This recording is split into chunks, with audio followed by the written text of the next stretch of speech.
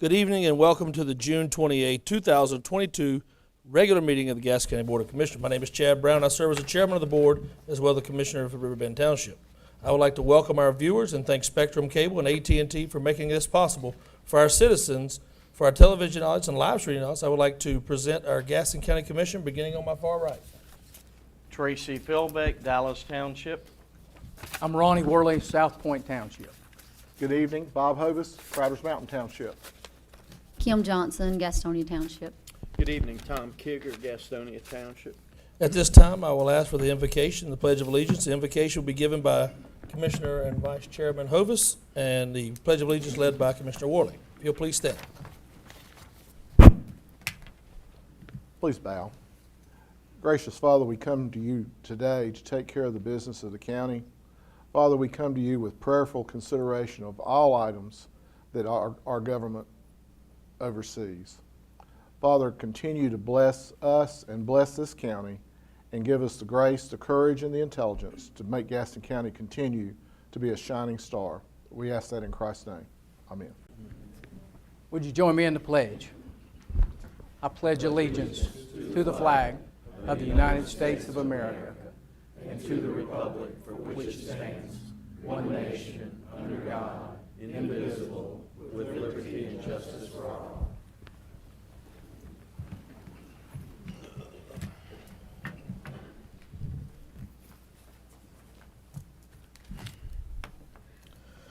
As we get started tonight, I wanted to make a statement before we go into public hearings regarding the issues that have been going on at hand this week. I want to express my unwavering support for Dr. Kim Eagle and her ability to lead and authority of Gaston County government.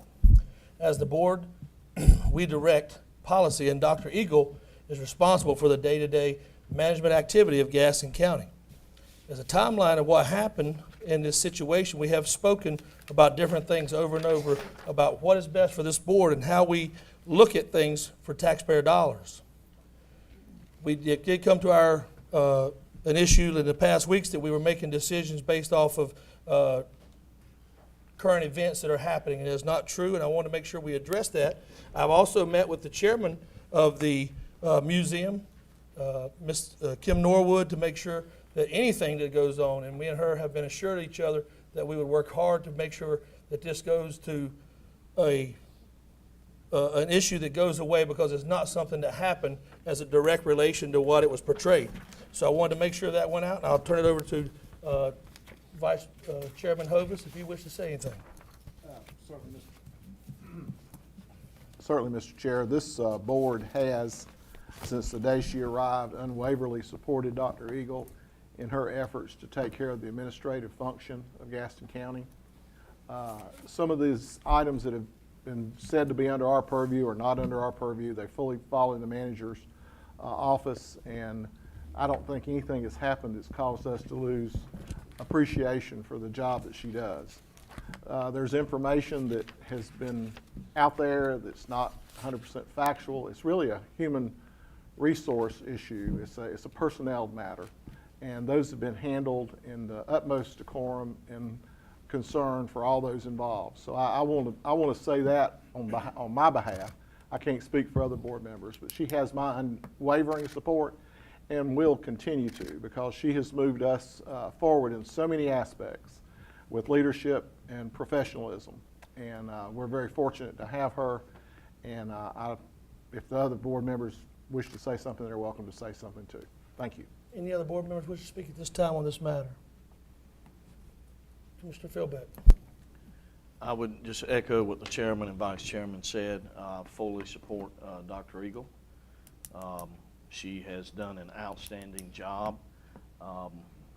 It's sad that she would be berated and things like that in the paper and on social media and things of that nature.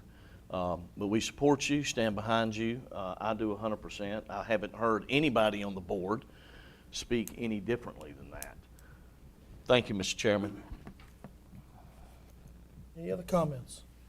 Seeing none, I will take this issue, and I want to thank Dr. Eagle for your hard work, and this board is 100% behind you, and we thank you for your service. I will now call into public hearings. The commission will now take citizens' comments on 8 public hearings. Comments will be taken on the following issues. Conditional District CD 22-03, zoning map change Z 22-13, zoning map change Z 22-14, zoning map change Z 22-15, zoning map change Z 22-16, zoning map change Z 22-17. There'll be a level 4 incentive grant, Project Rock and Roll, level 1 incentive grant for Project Trim. Before we begin, let me outline the rules and procedures of the hearing. Citizens wishing to make comment. Work session, a special meeting of the Gaston County Board of Commissioners. My name is Chad Brown. I serve as chairman of the board as well as commissioner for Riverbend Township. It's the I would like to thank our TV board part. and thank Spectrum Cable and This one? AT&T for making No, it's this it one. possible for our citizens, for our television audience, and live. Anyway, we'll move along. Citizens wishing to make comment will be recognized by the chair and then requested to step to the microphone for their comments. Citizens will state their name and address for the record. Comments are limited to 3 minutes tonight. All questions shall be directed to the chair for response. The chair shall rule on all points of order during the hearings. Do I have a motion to go into public hearing? Motion made by Commissioner Hovis, seconded by Commissioner Worley. Any discussion? All in favor? It is unanimous, Madam Clerk. Madam Clerk, if you just pull that with it, just take it out. I'll hand him the hard version. Wade has that, I've got it. or you can have mine, I will. I'm good. Okay? We are in public hearing. The County Commission will now take citizens' comments on public hearing, Conditional District CD 22-03, Tower Co. 2013 LLC applicant. Ms. Jamie Kumberlu, Long Range Planner, Building and Services Development, will provide a brief overview. Once she has completed her comments, citizens' comments will be taken. Ms. Kumberlu. Thank you, Mr. Chairman. CD 22-03 is a conditional rezoning request for a telecommunications tower on Pinhook Loop Road. The site is located on parcel ID 183034 and is approximately 1/4 acre in size. The applicant for this request is Tower Co. 2013 LLC, and the property owners are Lance and Kelly Theobald. There are 2 addresses on this parcel. If approved, the tower will have the address of 906 Pinhook Loop Road. The request is to rezone the lease site from RS20, single-family 20,000 square feet zoning district with the U.S. overlay, to the CD C1 light commercial zoning district with U.S. overlay. The subject parcel is located on Pinhook Loop Road, which is just south of McAdenville. The property owners are in the process of building a single-family home on the lot. The current use for the zoning area or the lease area is vacant, and again, the proposed use for the area is to house a new telecommunication tower. The subject parcel is located in the northeast riverfront Gaston area. Key issues for citizens in this area include preservation of open space, road improvements and better connectivity, increased job opportunities, maintaining a rural feel of the area, and increased commercial opportunities. The future land use for this area is designated as suburban development. These areas are meant to house multifamily housing types and support services for these homes and neighborhoods. This map shows the current zoning in the area. The subject lot is RS20, which is the single-family 20,000 square foot zoning district. This district is primarily for developing single-family residential homes with a standard minimum lot size of 20,000 square feet. However, the owners of this lot are in the process of building one single-family home on the back half of the property. Telecommunication towers are allowed in several residential zoning districts and all of the commercial and industrial zoning districts with the issuance of a special use permit. The RS20 district is one of 3 residential districts that does not allow for telecommunication towers. Staff has questioned why this use wouldn't be allowed in the RS20 district when it is allowed in the R1, R2, R3, and RLD, which are all bigger lots, and then also allowed in the RS12, which creates smaller lots. Telecommunication towers are allowed by special use permits in districts that allow them. Since this parcel is not zoned for telecommunication towers, the applicant is seeking a conditional rezoning request, which, if approved, will waive the requirement of having to obtain a special use permit. The reason they will not have to get a special use permit is due to the fact that the conditional rezoning is site-specific, and if approved, this would be the only project allowed within the zoning lines. Some additional background for this project: AT&T's antennas are currently located on a tower that is less than 1 mile from the proposed site.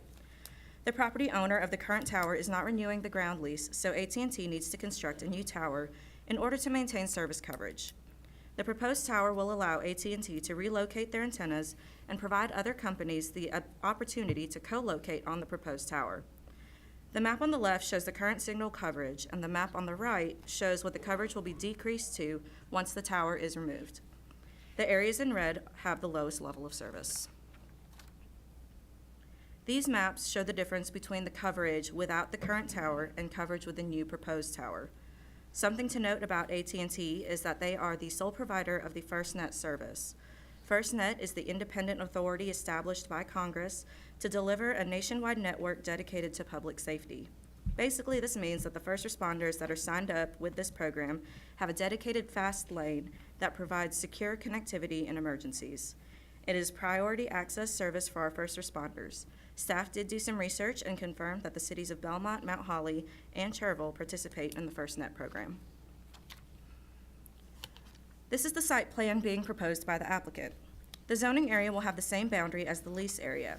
This area is 100-foot by 100-foot square and will have access off of a 30-foot wide utility easement.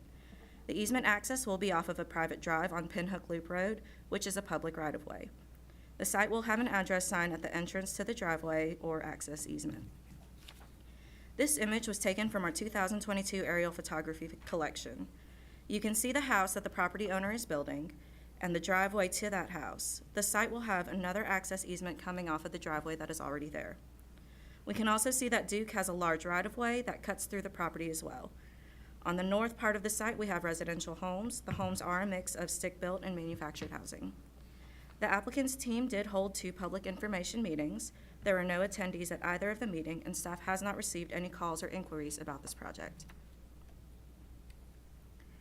So for an overview of the site plan, the house on the subject parcel is serviced by a private well and septic system. The site plan for the tower does not need water or sewer utilities, so none are shown on the site plan. For road maintenance, Pinhook Loop Road is an NCDOT maintained road. The access easement to the telecommunication tower will be maintained by the applicant if approved. The applicant and the property owner have drawn up a maintenance agreement that states that the applicant will inspect and do general maintenance and upkeep on the access road at least 4 times a year. Emergency Services has approved the proposed access road so long as the gravel drive is properly maintained. The site plan was sent out to our Technical Review Committee, also known as our TRC, on April 1st, 2022. Emergency Management noted that the access road must meet the requirements of Appendix D of the North Carolina Fire Code. The applicant's team has acknowledged this, and the access road will meet all minimum requirements. The distance between the gate and the railroad allow for safe distance for a fire apparatus to clear the tracks and access the gate as well. Permits may be required depending on the fuel type of the generator, but this was also acknowledged by the applicant's team. The Gaston, Cleveland, Lincoln Metropolitan Planning Organization also shared that there are no funded transportation projects in the immediate vicinity or to the adjacent streets of the subject property on the state or the comprehensive transportation plans. The PNN rail corridor has been identified as a future high-capacity transit corridor and has been studied for a commuter rail. However, this is an unfunded project that requires more research. The comprehensive transportation plan does show multi-path use improvements along the PNN Railway. However, this is a proposed use and the site will not affect that vision. So what makes conditional rezoning requests unique is that the applicant can seek reliefs from the UDO regulations and conditions can be built into that district. So we're going to review the reliefs that are being requested by the applicant. I do have a slide for each request with more detail. The reliefs that are being requested are for the tower height, the tower location, the landscape buffer, and the structure type. The first relief being requested is the tower height. Section 8.4.22 states that the tallest the tower can be is 199.9 feet. However, increases may be granted if the applicant can prove that a maximum height allowed will not be sufficient to provide an adequate service level. The applicant's team has provided a letter from AT&T explaining that a 245 feet would be the minimum that the tower could be to provide adequate service. This letter is Exhibit 8 in your packet of supporting documents. Staff does not have a problem with this relief as it is needed to provide adequate level of service to residents and business owners in the area. These maps show the level of coverage with the tower as it's being proposed, and the level of coverage if the height was decreased to meet the UDO requirements. The next relief being sought by the applicant is for the location of the tower. The UDO states that a tower must be located in the rear yard if there's a principal residential structure on the site. Based on the proposed site plan, the tower is located in the front yard of the house that is under construction. The house is addressed off of Pinhook Loop Road. However, the front of the house is not actually facing Pinhook Loop Road. The lot is 23.8 acres, and the tower itself would be over 500 feet away from the house. The landscape buffer required for the telecommunication towers is a Type B buffer with a 5-foot wide planting strip. The applicant is requesting relief from this regulation due to the topography and natural landscape area that will remain on site. As you can see in this picture, the site is mostly clear and the tree line is what will remain. This image shows a better view of the landscape buffer that will remain. The circle on the image is the zoning site. For the structure type, the UDO requires a monopole design for towers in commercial and industrial zoning districts. However, it also states that if the applicant can demonstrate that a monopole design cannot provide adequate service, then a lattice construction steel tower is acceptable. The applicant has provided supporting documents to justify the lattice design. So based on the guidance of the Comprehensive Land Use Plan and the UDO, staff is recommending approval of the request with the following conditions. The proposed development shall be in compliance with the county UDO with the following reliefs. There would be reliefs for tower height, location of the tower, landscape buffer, and tower design. The second condition would be that any major changes will require an amendment to the conditional district. The third would be the application for co-locations will be permitted by right as long as the tower height is not increased. The fourth condition is that the gravel access road shall be maintained quarterly. Fifth condition is that the applicant will install a landscape buffer if the natural buffer is removed by the property owner. The sixth condition is that upon abandonment, all structures shall be removed. The seventh would be that the applicant shall coordinate with Duke Energy and NCDOT as required and obtain all necessary building permits. Number 8 is that the conditional zoning site plan approval shall be valid for only 24 months. And if it's okay with you, Mr. Chairman, I'd like to add one more condition that's not listed on the slide. Please. Staff caught a misspelling error on the site plan, so the additional condition would be that the misspelling of McAdenville on the proposed site plan shall be corrected, and the updated site plan shall be submitted to our department prior to zoning permit approval process. Mr. Chairman, this does conclude my presentation, but we do have the applicant here, and he has a team with him as well to give a presentation. Thank you. Are there any comments from the applicant at this time, or the team? Good to state your name and firm, sir. Thank you, Mr. Chairman. Commissioners, good evening. My name is Mark Tucker. I'm an attorney with the law firm Fox Rothschild, and I'm here from Raleigh this evening, and I'm here on behalf of the applicant, Towerco, and the property owners. And with me this evening, I have several gentlemen on behalf of the applicant, on behalf of AT&T, which would be the first antenna put on this specific tower. And then I also have with me a gentleman, a real estate appraiser, who prepared a impact analysis that is part of our application packet, who is available to answer any questions that any of you might have regarding this proposed project. I did prepare a PowerPoint.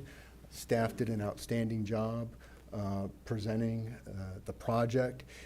If possible, I would like to go through it quickly to more or less fill in any gaps, and then if there are any questions that any of you have. Yes, sir. I just want to let you know, don't worry about being quickly. I want you to be thorough to Okay. make sure your representation is what it needs to be, but you do what you need to do, sir. All right, thank you. Well,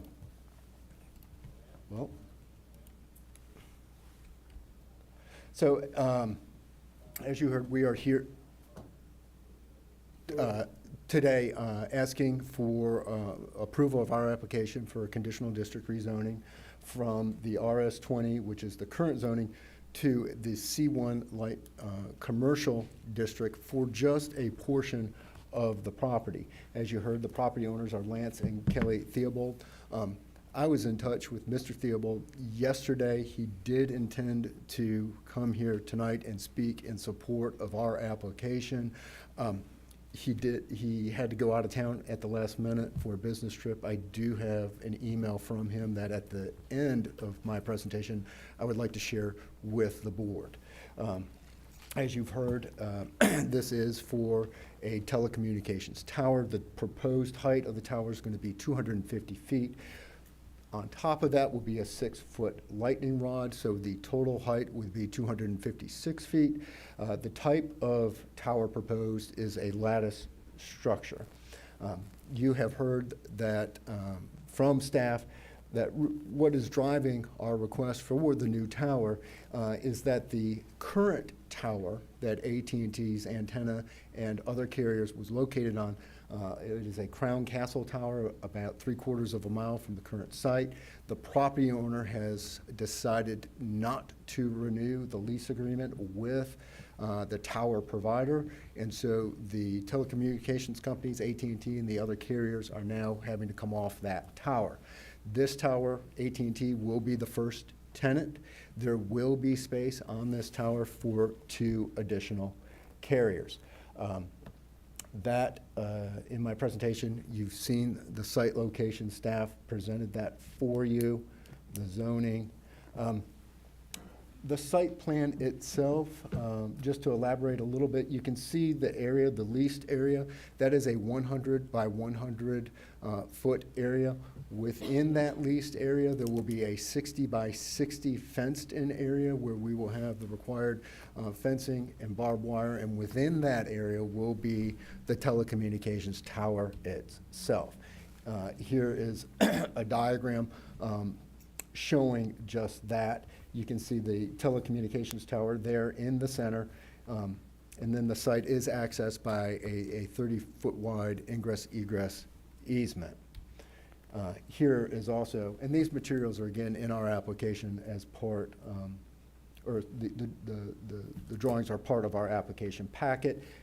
Again, this is illustrating that AT&T will take the top antenna, or place their antennas at the top, and then there are room for 2 more carriers on this particular tower. We are proposing the C1 light commercial. Telecommunication towers such as this are permitted within that district. The UDO, Gaston County UDO, has 3 different sections that pertain or provide requirements for telecommunications towers. These are the standards for a telecommunication tower. I will represent to the board, without going through each one individually, that with the exception of the provisions that staff identified, the tower height, the tower type, the buffer, and the location, that the applicant complies with all of the requirements in the UDO applicable to a telecommunications tower. Most importantly, I'd point out the FAA requirements and the FCC radio emission standards.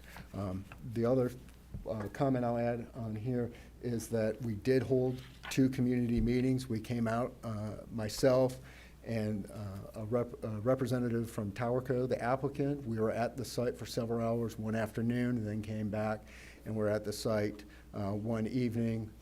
We did not have any neighbors or any attendees at that at either of those meetings. Before moving on, are there any questions regarding any of the standards that I've set out in front of you there? I would just like to ask about one question. Yes, sir. With the potential of future, the other 2 pieces of the ongoing maintenance, or if those be directed and sent to who they are to our staff, just to make sure that we know who was on the tower with you. You mean for co-location Yes, purposes from yes. other carriers? And Yes. if I understand your question, is whether those individuals would need to notify staff? I just want to make sure that we're aware of everything that's Okay. going that way, so everybody knows the same UDO requirements of what you guys are going through today. Yes, sir. It is my understanding that if they were. Just to for co- knowledge of everybody to have be the same ballpark. Okay. I have a couple questions, Mr. Chairman. Go ahead. Yes, sir. Mr. Philbeck. Thank you, Mr. Chairman. I think it's working. Where it says upon abandonment, all structures shall be removed, is there a bond covering that will be removed? Who's going to pay for that? Is there a time frame where that's going to be removed? We didn't discuss one as far as a bond. It's just part of the UDO states that they have to remove all equipment. Okay, but there's no, upon abandonment, all structures shall be removed. There's no timeline. And what would be any redress if, hey, we're done, we're out, we're leaving it? Excuse me. Mr. Chairman, members of the board, my name is David Hockey, and I'm a representative of Towerco 2013 LLC, the owner of the structure.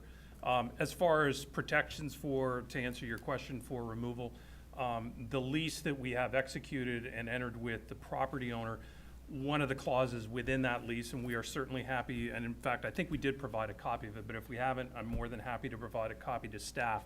One of the clauses within the lease requires and addresses this very item, that if the tower were abandoned and we removed it, we have to remove it within 180 days of use being stopped on the site, and remove it to grade so that anything, and basically restore it to the original condition of the site. What I'd like to see is actually that be one of the conditions, the actual, you need to have a time in here. Sure. Also,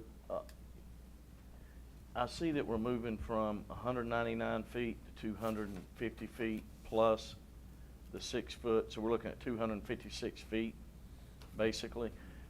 Give me an idea. Would that be in line with the towers that are made to look like trees? No, sir. Typically, you'll see, and this was a question that came up when we met at the Planning Commission regarding, sort of what are reasonable heights, and the way I explained it was, when you see the disguised towers as trees or other types of structures, they're typically in scale with what the surrounding area is. So we've got obviously a surrounding tree buffer in the area. Right. And that tree buffer, we estimated 60 to 80 feet. So the idea being, once you start sticking a structure, no matter how you disguise it, it actually draws more attention to it, because you're not going to see all the tree line at this height and then another. Right. My question is just, is it the same height? Is that what we're talking about? Normally, the ones that have that are made to look like a tree, those are extremely tall. Is this in line with that height, 256 feet? No, I was just going to say, most of the trees that I've dealt with when I've been in the business are typically between 100 to 150 feet. So this would be about another 100 feet taller than those. Okay. I guess my last question would be, is there what is the environmental, what would be the environmental impact? Not just as far as landscaping is concerned, frequencies, radiation, things like that. Any issues with any of that? No, sir. Okay. So I guess. I'm sorry, I didn't mean to interrupt. We are certainly happy to address your concern about the removal, even though it's not required as a part of the UDO. We're more than happy to provide a bond or some sort of surety that if this were abandoned, it would be removed regardless of Towerco status. Then I would be good with that. Okay. I was gonna say staff can build that in as a condition, and we would just do, I guess, an approval with modified conditions. And then the other part is for enforcement. If they were to not remove it, we would process it through our normal code enforcement case. Okay. And follow up. Thank you, Mr. Chairman. Thank you. Any other questions from this board on this before he goes on with his presentation? You may continue, sir. Okay. Oh, sorry, Mr. Skiba?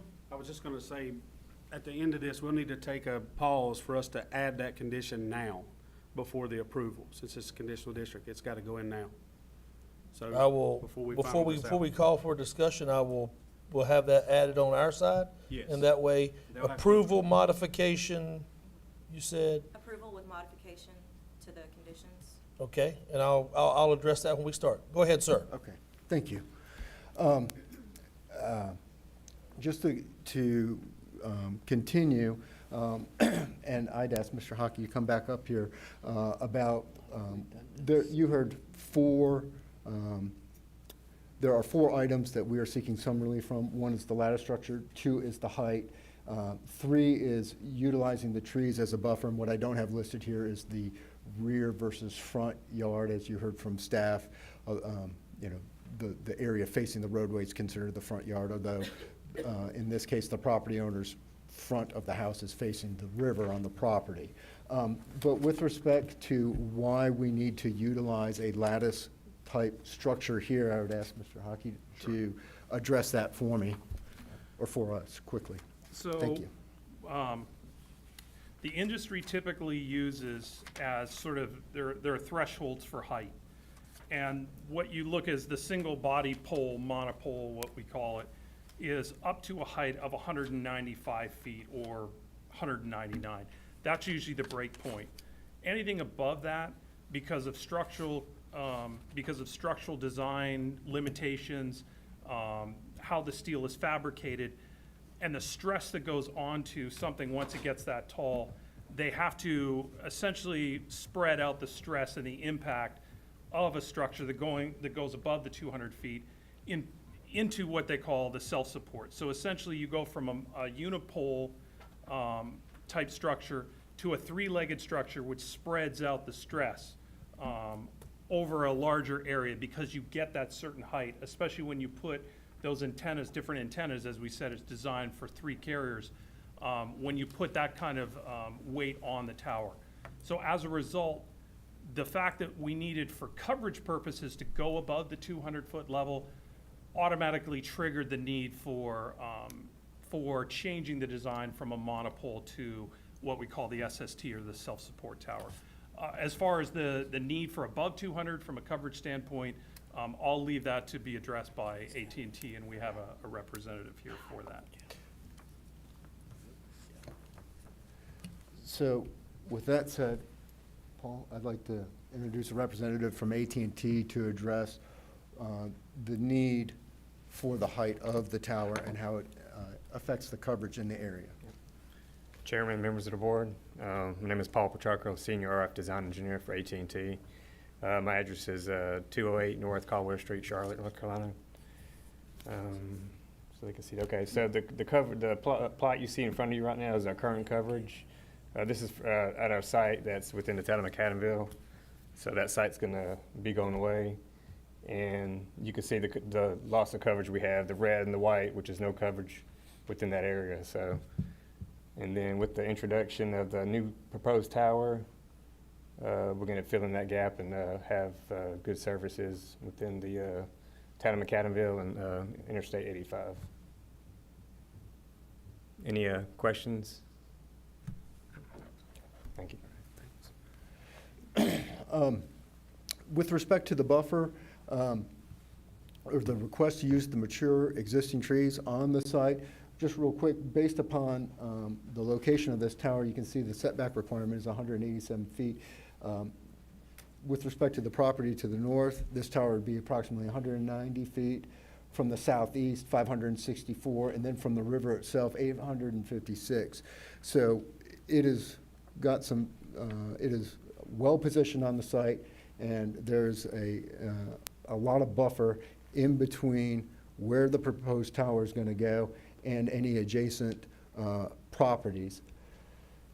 You have already seen this from staff, but this shows you a good example of the location of the tower, the existing mature trees at the site. Just to the north, you can see the railroad line, and then to the, as you head south, is the Duke Energy easement area.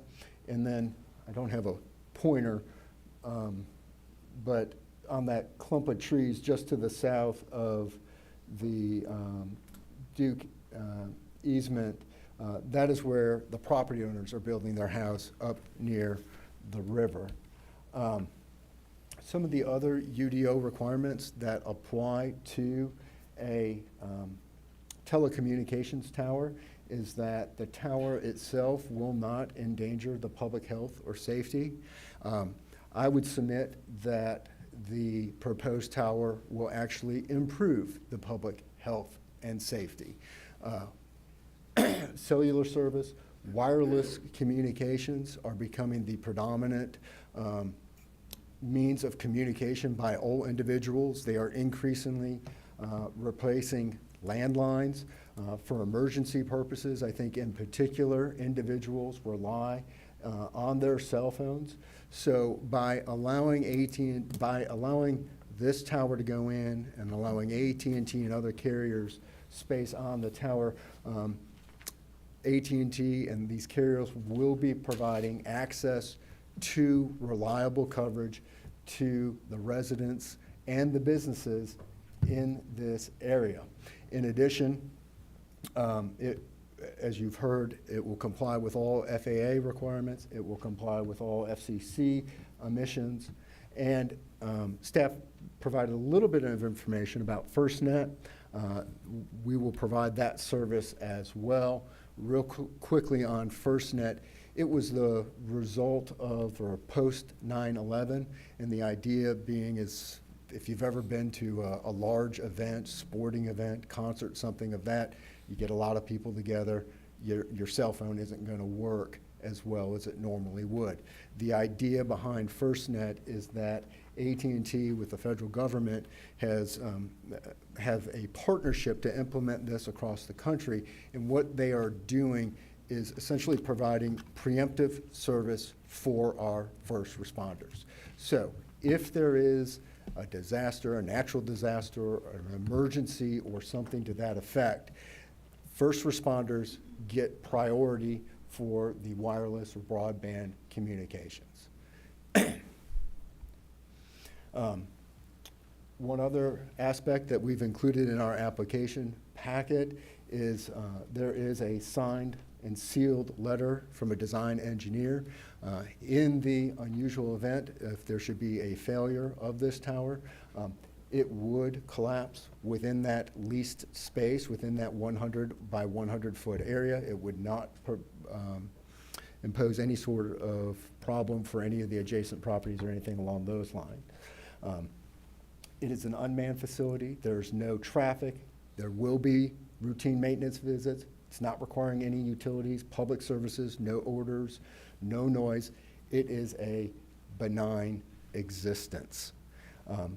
As I mentioned, we have had an impact study by David Smith. Mr. Smith is here with us this evening. He is a licensed MAI appraiser in North Carolina.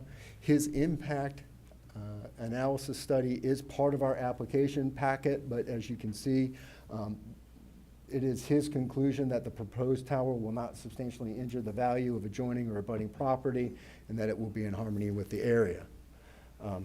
Lastly, you've heard from staff with respect to the general compliance with the comprehensive land use plan.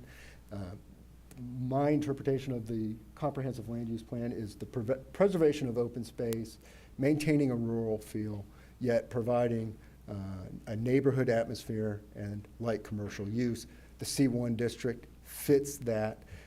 The proposed tower is not going to change the feel of the area in which it is located. It is providing an essential service for future residents, future commercial uses, and it is providing that immediate service to the folks that are out there currently. So I appreciate your attention. And to summarize, this tower will be in compliance with the requirements of Gaston County's UDO and the comprehensive land use plan, and it will be an integral part of AT&T's ability to provide service to the residences, or the residents and the businesses in this part of the county. As I mentioned at the beginning, I do have an email that I would like to share. I can hand it up to the We'll just Motion to submit that. accept. Motion to accept by Commissioner Okay. And I'll just- Philbeck, seconded by Commissioner Hovis. All in favor? You can just hand it to the clerk, sir. Absolutely. And there's several copies. And thank you. Oh, go ahead. I'm sorry. I was just going to say thank you for your Thank you. time and attention. We ask for your support for this project. Any citizens wishing to make comment on this issue?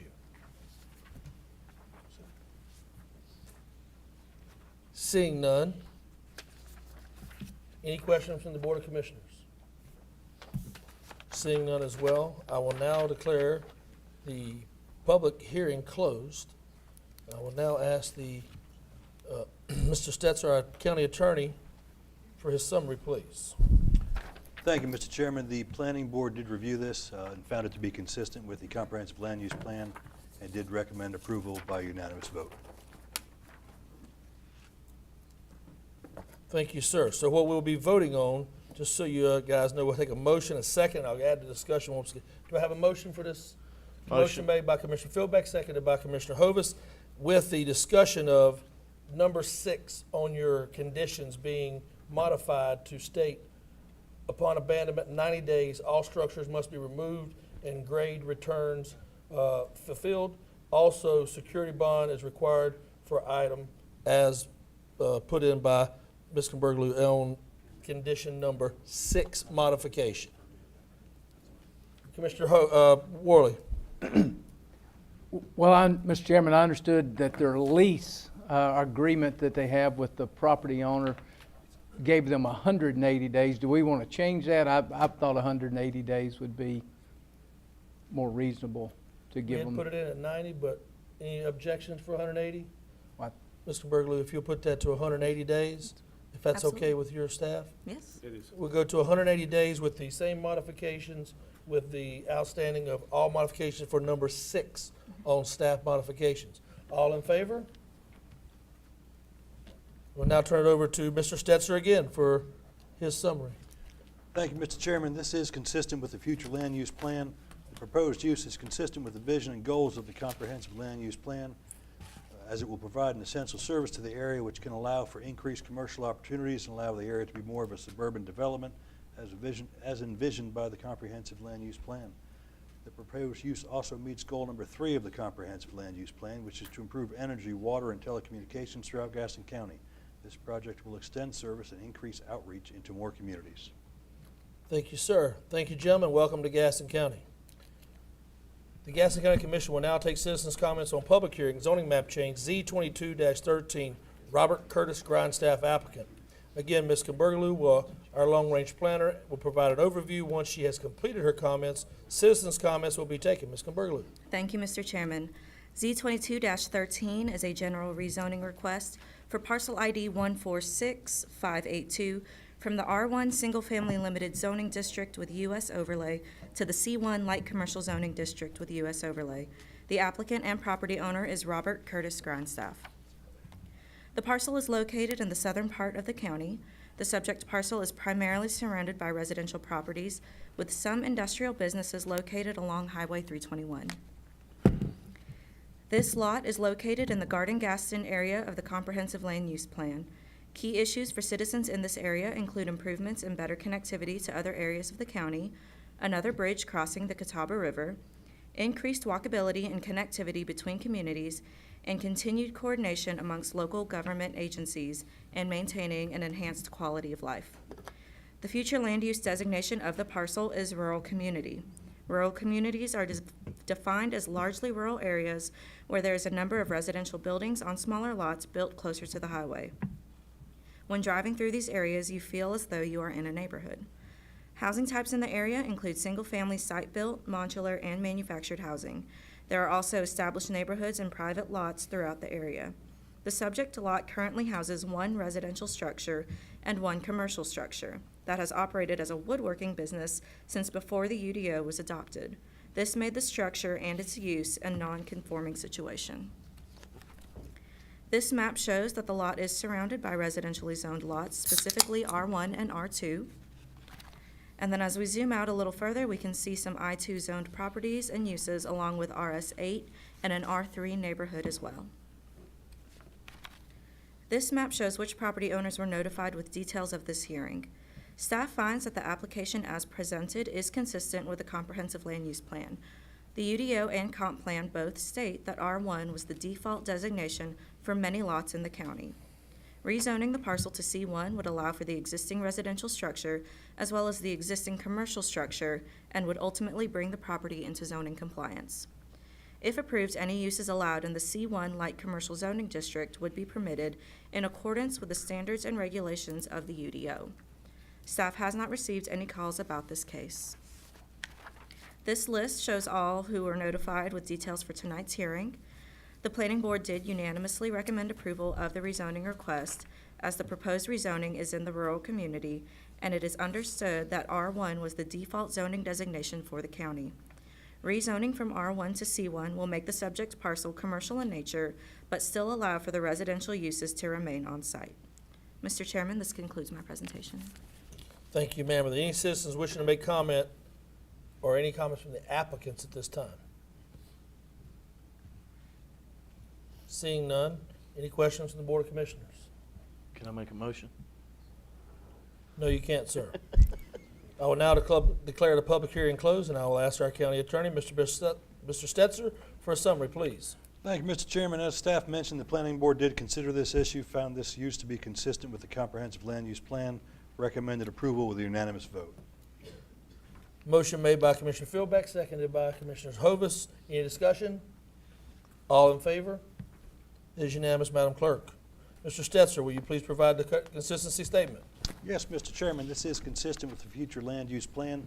The request to rezone this property from the R1 to the C1 zoning district is consistent with the comprehensive land use plan. As the parcel is in the Gaston area. This area is largely incorporated by the municipalities and has various pockets of suburban development throughout the area. While the designated future use of this parcel is rural community, the parcel is just south of a large suburban development area and west of an industrial area. Rezoning this parcel would also bring both structures into the lot into compliance. Thank you, sir. The County Commission will now take citizens' comments on public hearing zoning map change Z22-14. Amy High Crocker, applicant. Again, Ms. Kimberly, will you please go through your statements and make a citizen statements will be taken after that. Thank you, Mr. Chairman. Z22-14 is a general rezoning request for parcel ID 179167. The applicant is Amy High Crocker, and the request is to rezone the property from the R1 Single Family Limited Zoning District with the U.S. overlay to the C2 Highway Commercial Zoning District with U.S. overlay. Staff did receive a letter in the form of an email from Ms. Sharon Harville. This is a printed letter that is on your table in front of you. If it is all right with you, Mr. Chairman, I'd like to request that the letter be entered into public record. Motion to accept. Motion made by Commissioner Hovis, seconded by myself. All in favor? It is unanimous, Madam Clerk. You can just hand it over after or whatever she needs. So the subject parcel is located west of Mount Holly and is a total of 10.5 acres. The lot currently houses a church. Churches are allowed in all zoning jurisdictions. The subject parcel is located in an area that is primarily residential in nature with some commercial businesses along Hickory Grove Road. Housing types in the area include single-family, site-built, modular, and manufactured housing. The lot is located in the Riverfront Gaston area of the Comprehensive Land Use Plan. Key issues for citizens in this area include preservation of open space, road improvements and better connectivity to the other areas of the county and throughout the region, increased job opportunities, maintaining the rural feel of the area, and increased job opportunities. Oh, I think I said that. I apologize. The future land use designation for this lot is suburban development. The suburban development designation consists of single-family residential areas that exist around commercial pockets representing a standard suburban center. Typically, this would resemble subdivisions built around services for those communities. Suburban centers also include multifamily houses and support services for those structures. These centers are larger than the rural centers and tend to not serve a significant civic or commercial purpose aside from the immediate neighborhood needs. The subject parcel is located in an area that is mostly R1. And then as we zoom out, we can see some other residential zoning jurisdictions and a few C1 light commercial zoned properties. This map shows which property owners were notified with information for the public hearing. And this is the information for those who were notified. Going from R1 to C2 would allow for any uses allowed in the C2 Highway Commercial Zoning District as allowed by the standards and regulations in the UDO. The Planning Board recommended approval of the request 6-1. They found that the proposed rezoning is consistent with the comp plan as it will make the parcel commercial in nature, which is consistent with the suburban development future land use designation for the property. Staff has received, as of yesterday, 6 phone calls with concerns about some of the uses allowed in the C2 zoning jurisdiction. With this being a general rezoning, any uses listed under C2 in the use table would be allowed as dictated by the UDO. Mr. Chairman, this concludes my presentation. Thank you, ma'am. Are there any comments from the applicant at this time? Seeing none, or any citizens wish to comment at this time? If you'll please step over to the backside, and you'll come up one by one, state your name and address for the record. If you'll make sure you point all your comments or anything toward me, and I will rule on all points going forward. Sir, please go ahead. Good evening, Commissioners. My name is Tony Watkins. I live at 316 Smith Road. I have lived there for 27 years. My son, who also lives here, represents the 5th generation of our family to call Smith Road home. I am opposed to allowing the property at 211 Smith Road to be rezoned from R1 to C2. Smith Road has only one way in and one way out. The property in question is located at the top of Smith Road. This proposal will adversely affect over 107 homes down the street. According to your notice of public hearing, C2 accommodates retail services and distributive uses typically located along or adjacent to principal or minor arterials and requires high visibility, good road access, which cater primarily to passing motorists. Development in this district is designed to promote aesthetics and the safe and efficient movement of traffic so as to not unduly burden adjacent thoroughfares. Rezoning property on Smith Road to C2 will be completely in opposition to this definition of C2 zoning. Exhibit A, and Mr. Commissioner, if I may, can I present to you? Motion to accept. Second. Motion made by Commissioner Kieger, seconded by Commissioner Host. All in favor? It is unanimous, Madam Clerk. I'll give you just a minute to Go right get ahead, that. sir. Exhibit A shows that Smith Road is a small road. There is no high visibility nor good road access. The only passing motorists are the neighbors that live down the street because it is a dead-end street. Smith Road was not built to handle the traffic this will create. Over the 57 years my wife has lived here, Smith Road has only been paved a few times. We are currently considered a secondary road by the state. Only a few years ago was Smith Road actually paved to the end. And we all know how slow the state is to maintain major roads, much less secondary dead-end roads. Funerals would bring the entire street to a screeching halt with no way out when the road is blocked for funeral processions. If there were to be an emergency, all of us would be put at risk. We would have no safe and effective movement of travel. Then there is the entry onto Hickory Grove Road. As you can see, Exhibit B, within 150 feet north there is a sharp curve. Motorists traveling south on Hickory Grove Road enter a blind curve as they approach Smith Road. The potential for serious traffic accidents will increase due to this sharp curve just before Smith Road. This just addresses the definition of C2 zoning. What about the possibility of mercury and dead decaying body ash in the air we breathe? This affects our children, our water, our air, the high school only a mile away. Although there are regulations governing the operation of such businesses, it just takes one time for the systems to fail and we are doomed. Then there is the devaluation of our property. If you rezone this property to C2, every citizen on Smith Road will be subjected to any of the long list of intrusive businesses setting up shop. If this funeral home does not make it, what is next? Warehouses, a racetrack, possibly even a bar.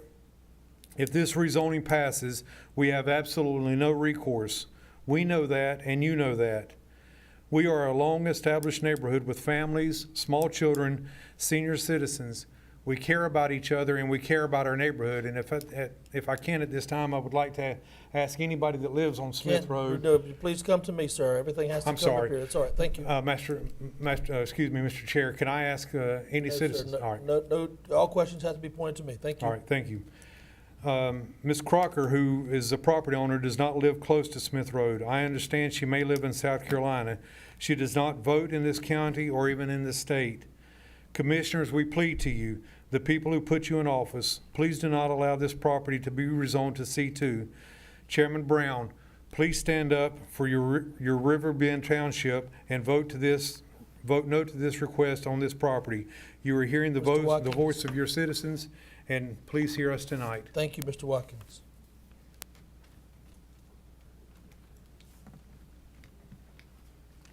Good evening. My name is Deborah Sherrill. I have been living on Smith Road for over 50 years. Thank you for your time tonight. We have been informed that a crematorium and a cemetery will be constructed at 211 Smith Road. We live in a healthy, wholesome neighborhood. Scientific research from around the globe has found that crematorium smokestack emissions are highly toxic to all living things. Among the poisons found are radioactive particulates and particles, carbon emissions, mercury, polychlorinated dibenzo-P dioxins, and dibenzoids, or commonly known as PCDDFs. The smell of these emissions are sickening as well. That would bring down our property values for anyone interested in moving in the area, and many of us would be forced to move away. Cemeteries contribute to the poisoning of both surface and groundwaters and all soils. These poisons are arsenic, lead, copper, mercury, zinc, carbon, and also radioactive particulates and particles. We all have underground wells in our areas. These emissions have the potential to flow through both the air and the soil for many miles.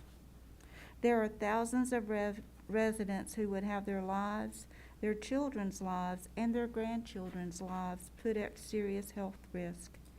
As Tony said, East Gaston High School is located only 1.5 miles from this proposed site. At this time, East Gaston serves approximately 900 students yearly. This does not include their staff and volunteers. Our human bodies would take in these toxins on a daily basis by continuously breathing the air and drinking the waters. The tissues of our human bodies will constantly absorb these toxins, resulting in devastating illness and ultimate disease. Not only will humans perish, but so will the surrounding wildlife and flora. Please save our lives by saying no to this rezoning issue. We wish to continue to live a healthy, wholesome existence, not one plagued by disease, death, and heartache. I thank you for your time. Thank you, ma'am.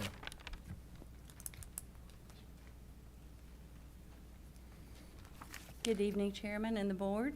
Thank you for hearing us tonight. My name is Linda Jack. I live at 217 Smith Road. I've lived there for 25 years. I have many concerns. One is environmental, because they plan to extend the parking lot and the driveway, which it will increase the runoff.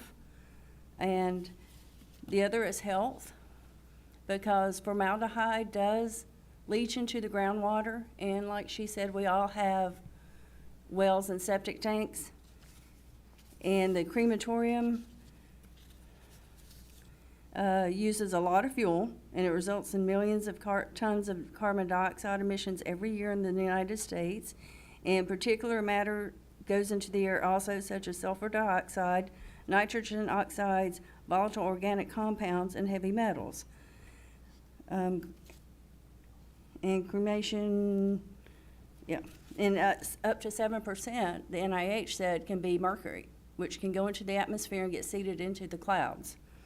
The NIH states that mercury, it can be up to 7%. And formaldehyde is a potential human carcinogen. That is one of the major chemicals used in embalming, as well as phenol, which is an irritant, and it burns the flesh, and it is toxic when it's ingested. And CNN Money on February 10th of 2016, Trulia houses in the South and Midwest near funeral homes and crematoriums tend to have the largest differences in home values. If you live close to a hospital, your home values will go down about 3%. If you're close to a funeral home or a crematorium, they will go from 6.5% to 12% decrease in value. So we're worried about the environment, we're worried about our health, and we're worried about our property values. As stated before, Smith Road is a dead-end road. There are no businesses on that road, and we'd like to keep it that way. Thank you for your time. Thank you, ma'am.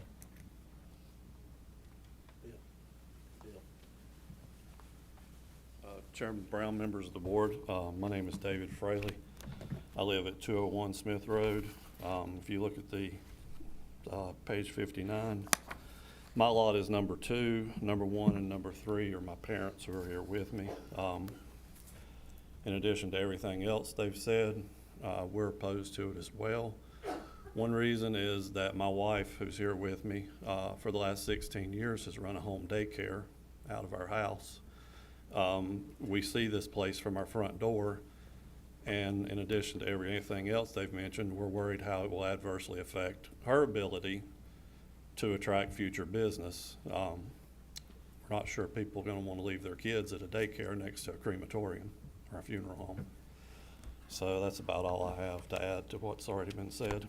Thank you. Thank you.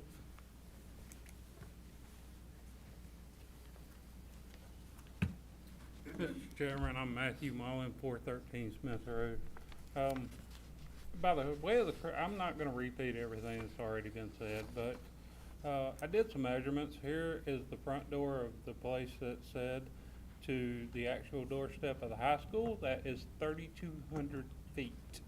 That is less than 0.75 miles. It's actually by the GPS showing at 0.6 miles, if I can submit this. Motion to accept. Motion made by Commissioner Worley, seconded by Commissioner Hovis. All in favor? It is unanimous. Thank you. And the second, I actually printed the article for the National Collaborating Center of Environmental Health, speaking about what they are proposing to put on the site, which is a crematorium. This is actual facts of what the We'll accept that under the same motion. That's all I had. Just Thank you, sir. ask not to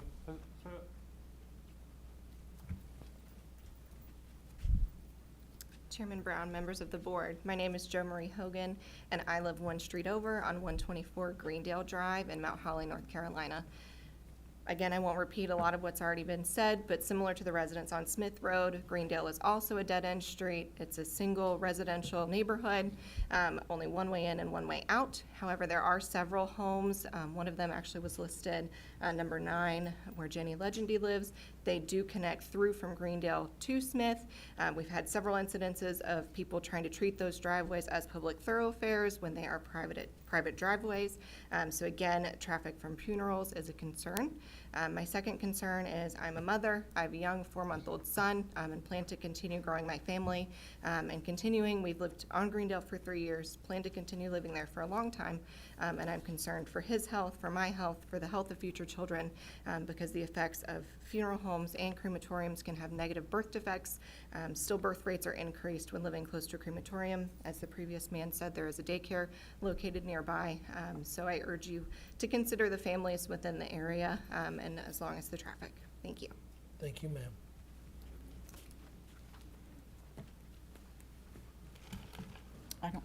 My name is Gail McDonald. I live at 208 Smith Road, directly across from the proposed site. I don't have a prepared speech. I just wanted to say I do not want the zoning change. Also, I have been a victim already of water contamination. I lived off South Point Road and suffered through Duke Powers. That's why I moved to Smith Road. So I do not want to have to go through something like that again, because I don't see this funeral home providing me with water for several years if something happened. Plus, I have a 2-year-old grandson living with me, and I'd like to know that he could grow up in a safe environment and not have all the traffic on Smith Road that this might create. Thank you. Thank you, ma'am.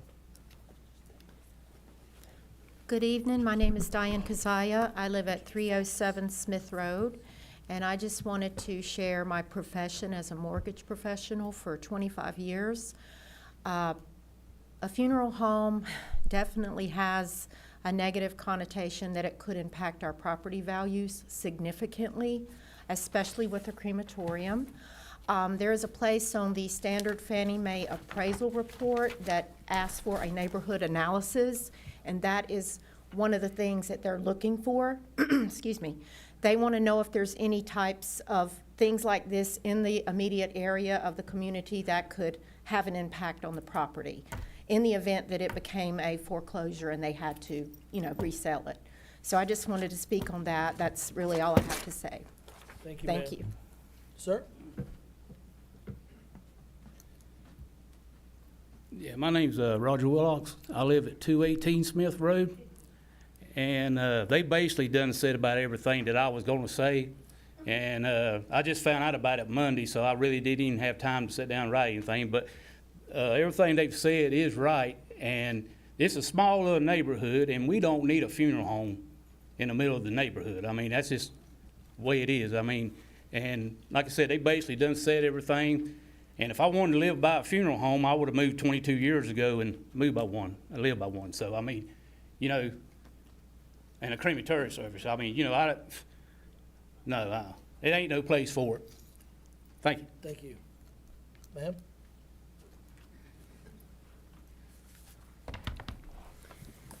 Good evening, Chairman and the Board. My name is Jenny Legendi. I live at 129 Greendale Drive in Mount Holly. My rear driveway faces the subject property.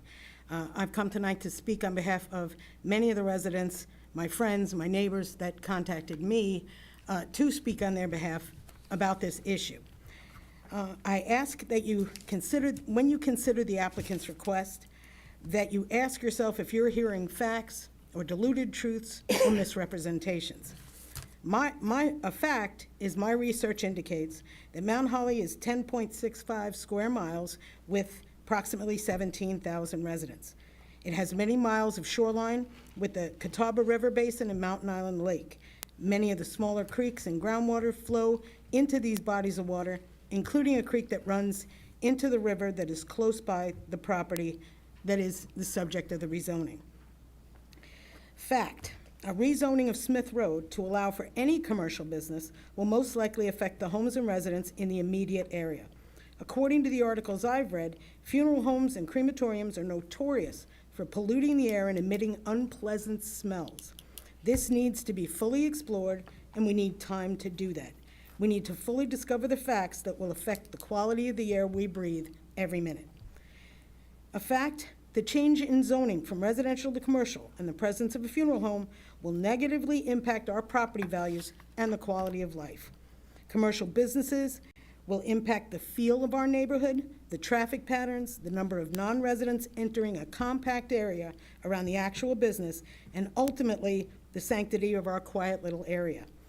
The reputation of our neighborhood now enjoys will be destroyed. A funeral home polluting the air and water could also decrease the value of our properties for resale.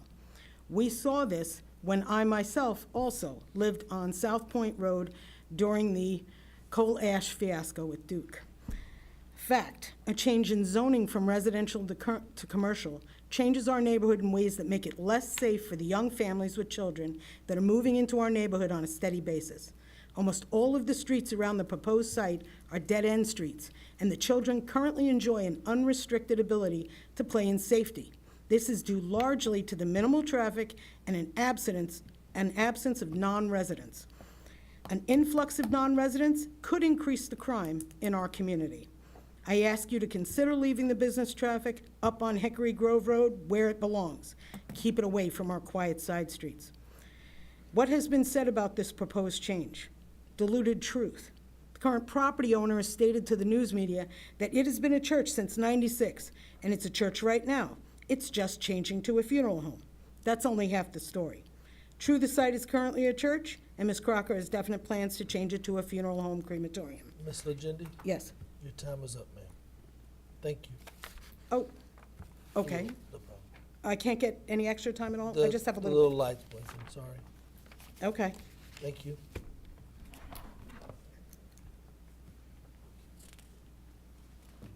name is Steve Cook. I live on 114 Greendale Drive, the street over. I agree with what everybody said so far. I just want to add one thing. I'm a military veteran, and if you've ever been in the military or you've been an EMT or a fireman, you know the smell of burning flesh is awful. Everybody knows that, and I just want you to think about, would you want that in your neighborhood? Thank you, sir.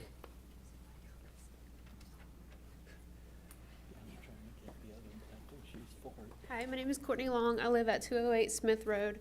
I just wanted to add on, the current owners of this property, the church, it is not very upkept very well.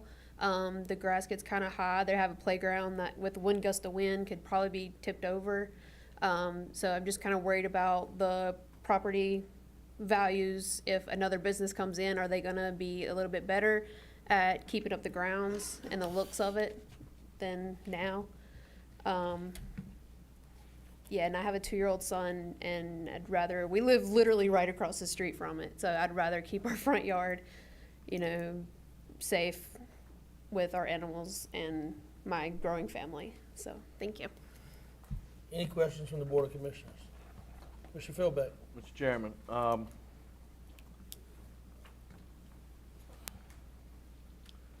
would, if it would be okay with the board, I'd like to actually table this and direct staff to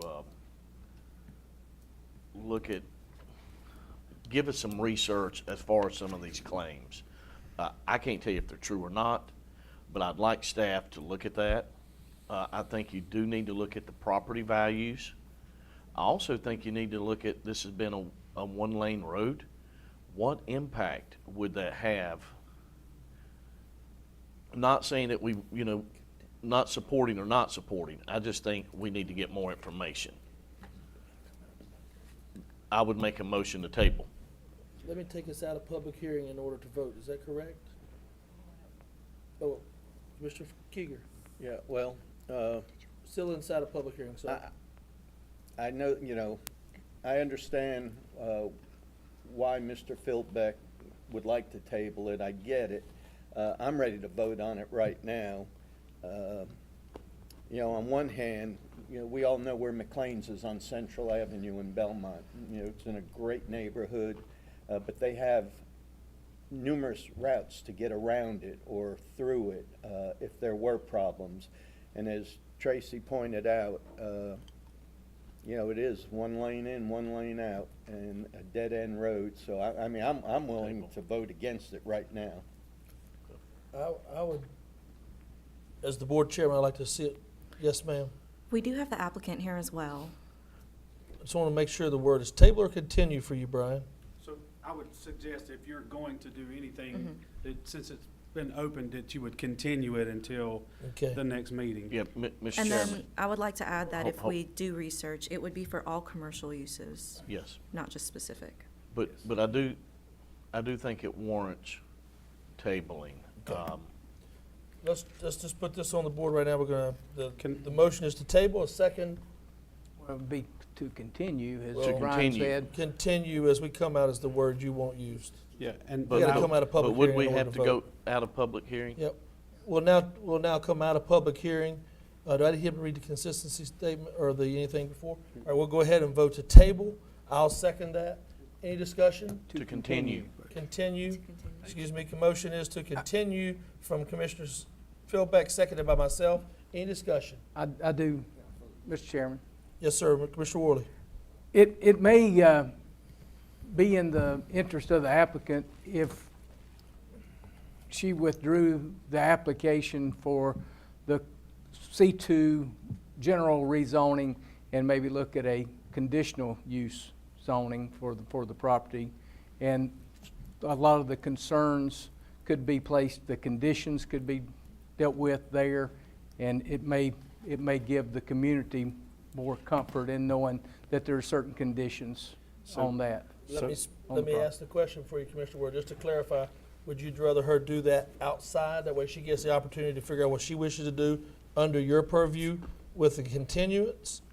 So if the board chooses to continue tonight, we will work with the applicant, and that would be one of our suggestions moving forward.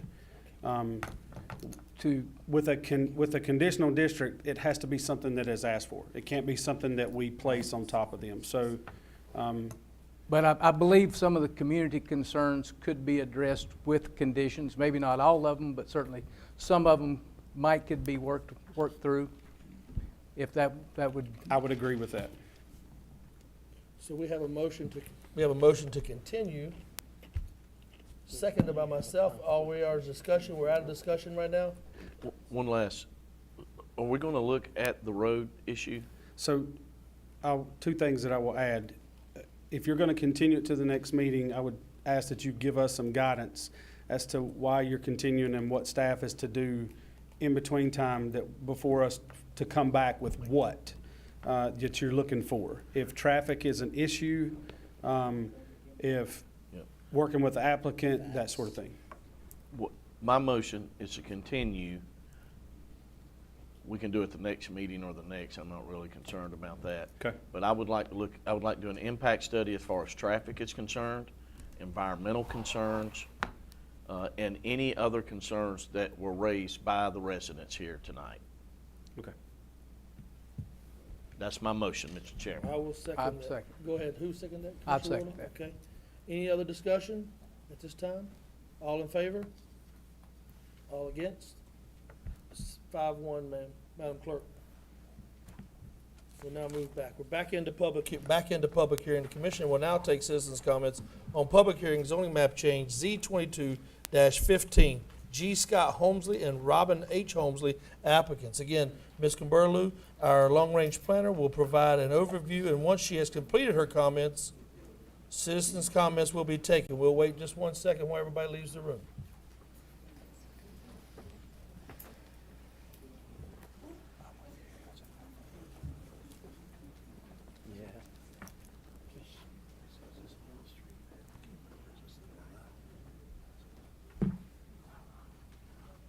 You have the floor, ma'am.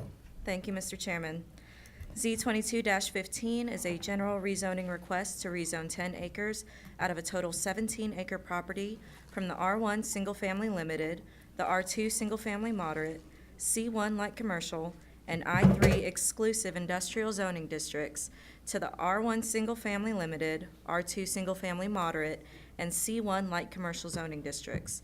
Ultimately, the request is to remove the I3 Exclusive Industrial Zoning District and replace it with R1. The applicants are G. Scott Holmesley and Robin H. Holmesley. The subject parcel ID is 161927 and is located on Marys Grove Road in Cherville. The subject parcel is located south of Cherville and is a total of 17 acres. When the property owners purchased the lot, it already had multiple zoning districts placed on it. Staff was unable to find supporting evidence as to why I3 was placed on the property. The applicants are requesting to remove the I3 zoning and replace it with the R1 zoning district. This map highlights the I3 section of the parcel that the applicant is requesting to rezone.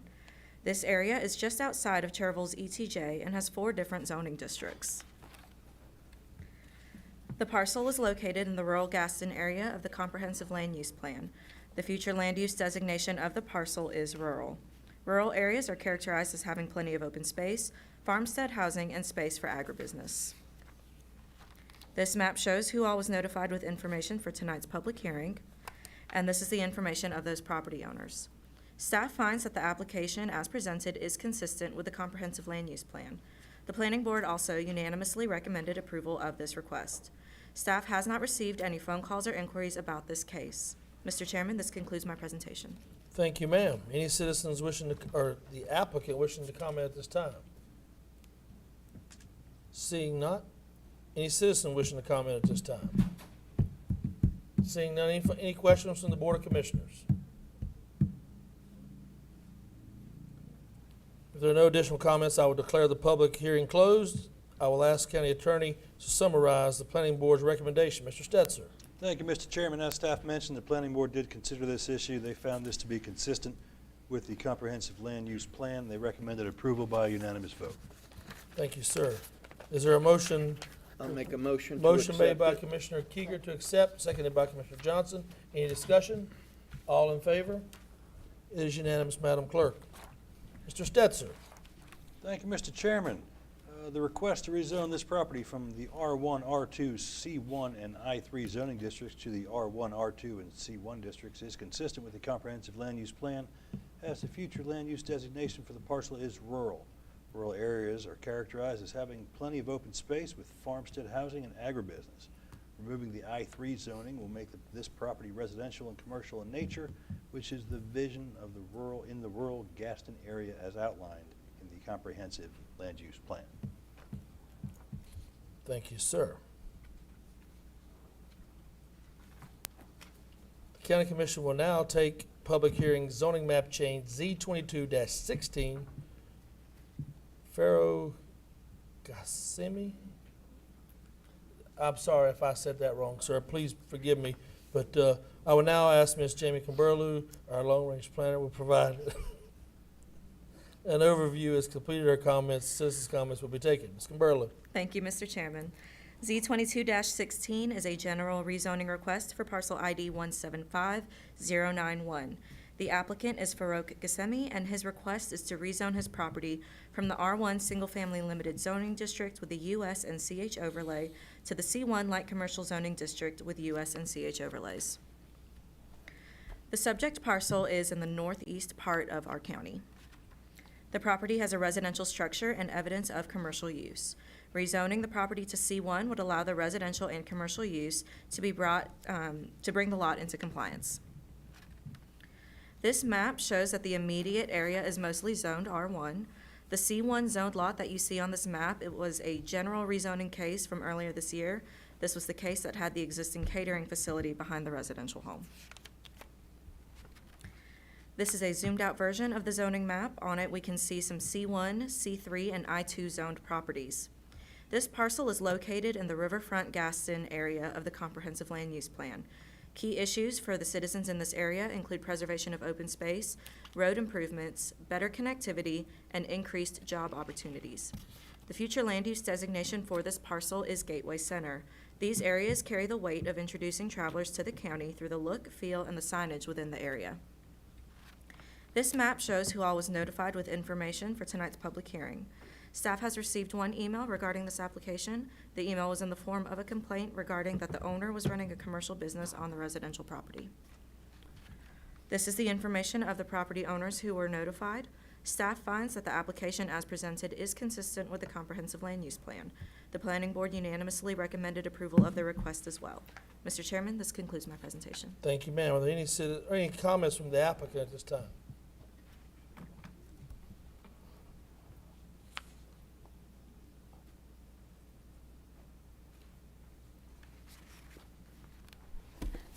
Good evening, Mr. Chairman and fellow commissioners. My name is Barbara McGuire, and this with me is Farouk Gassemi. I'm going to talk really fast because I don't want that to go red. I'm going to talk real fast about the purchase of the subject property that took place in 2014 as a foreclosure. At the time, property owner was living in a subdivision called Woodland Park in Mount Holly, where he started his business doing just installing of irrigations. So he was able in that neighborhood, because there's no HOA or restrictive covenants, to park his truck on the property. As he was building his business and he needed to have larger space, larger area, and something closer to the Highway 16, 485 in that area, he spent some time looking for another piece of property. What I'd like for you to take away from this whole talk is that when Mr. Farouk was in Dogwood Drive in Woodland Park, he was able to park his truck.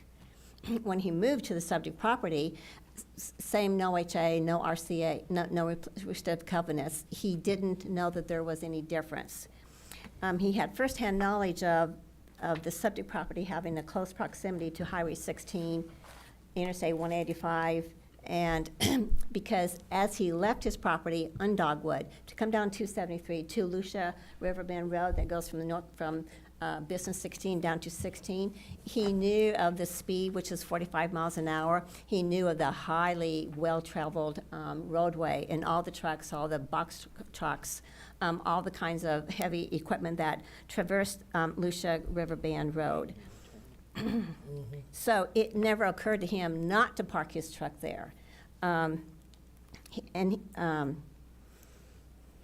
So when he got the complaint, I think April of this year, about the condition of the subject property, he reached out immediately to staff to remedy the situation. In addition, just this past week, he has ordered and had delivered to subject property 2 30-yard dumpsters to clean it up, to get it in a nice presentable piece of property for the neighbors, which he, wants to work with. And that's my presentation. So he's asking you to approve his request for change of zoning from the R1 to the C1.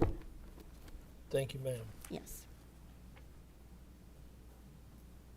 Any comments from any citizens at this time wish to speak? Yes, sir.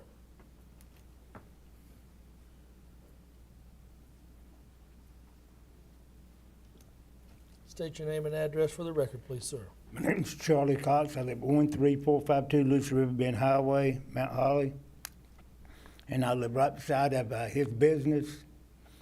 He bought the house like he was going to live in it. Then it just started out as a landscape business. Then it grew into a full-fledged commercial equipment, about 10 trucks. Got a dump site back there, just dumping all kind of stuff on the back of the property. I got my garden right beside it. He knocks down my fence. He doesn't care. He does whatever he wants, And so I'm concerned with what he's got dumped back there. I called the zoning on him to start with because of the illegal dump. The school, the Mount Island Charter School's ball field's right down below where he's got that. He didn't have up any silt fence. He didn't have up anything. The runoff just goes right down in the field where all these kids play. And like I said, I got my garden there. I don't know if it's contaminating the soil because I don't even know what he's got buried there. He just covered it up with dirt, made it look good, so you don't know what's buried there. I'm sure there's probably some herbicide barrels or something. He does all that kind of stuff. So I have a well. The neighbors have wells. So this guy he didn't even start doing anything except for this last week. He tried to dress everything up after zoning didn't come out twice on him. And, he doesn't care. He doesn't live there. He lives somewhere else. He just stores all his equipment, his materials, and it's right there. I can't get out my driveway twice a day for the school, so we don't need any more traffic there in that area. So that's my concerns with that, and I hope y'all agree and vote against changing that. Thank you. Thank you, sir. Any other citizens wishing to comment on this matter at this time? Seeing none, any comments from the Board of Commissioners?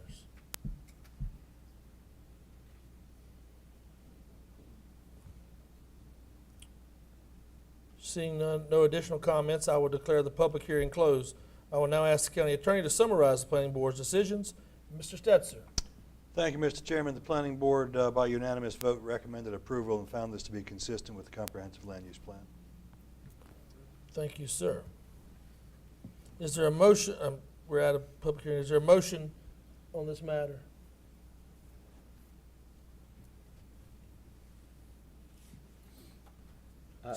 Can I ask a question? Sure. The last gentleman that spoke. Hold on. Do we have to go back into public hearing for him to ask a question, or we have to have a motion and a second for a discussion? You good? Okay. Go ahead, Commissioner Keegan. He'd mentioned that he called zoning and they went out there, he stated twice. Did we find that there were issues with runoff into the charter school property or evidence that we don't know what's been buried?